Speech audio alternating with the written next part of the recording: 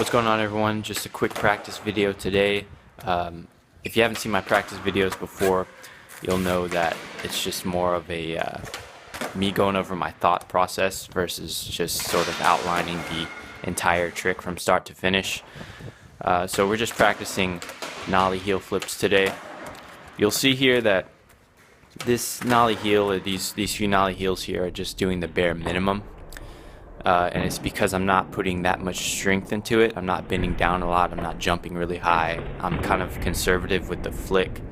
It's not really going way off the back end when I flick. And compared to this much higher Nollie heel flip where I'm actually catching it and giving it a little bit of tweak.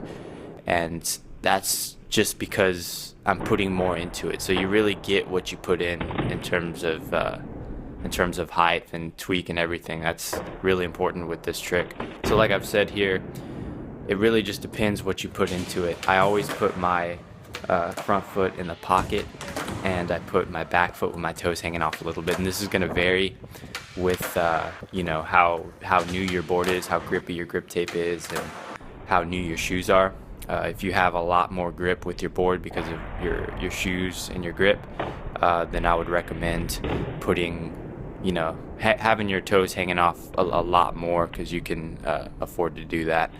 But if you have a worn out board and you have more worn out shoes, you can afford to put your feet more on the board and have less of your toes hanging off. So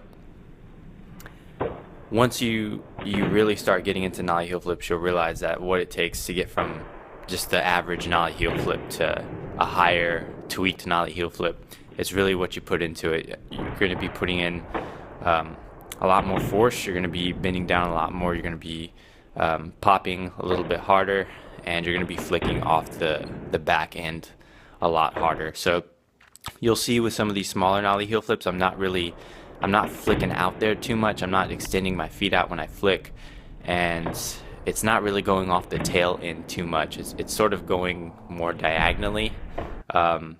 And I think that's how a lot of people's heel flips look when you're first learning them. You just kind of roll the heel off and just expect the board to do its thing, and then you land back on it without really trying to catch it or anything like that. But when you're practicing Nollie heels and you want to get them better, you really have to flick off the tail end, which is kind of scary because the board might hit your feet and it may not complete the flick, you know, but you got to find that sweet spot. So once you find that sweet spot, everything's all good. And yeah, it's just really about putting more pressure into it and just jumping higher to really catch it. So those are my thoughts on Nollie heel flips. That's what I do to really improve them. It really just depends on how much you put into it and your direction of flick, just like with any kick flip or heel flip trick. That concept, I think, is really important to any kick flip or heel flip. So thank you guys for tuning in. If you have any other suggestions for practice videos, let me know in the comments below, and I'll see you next time.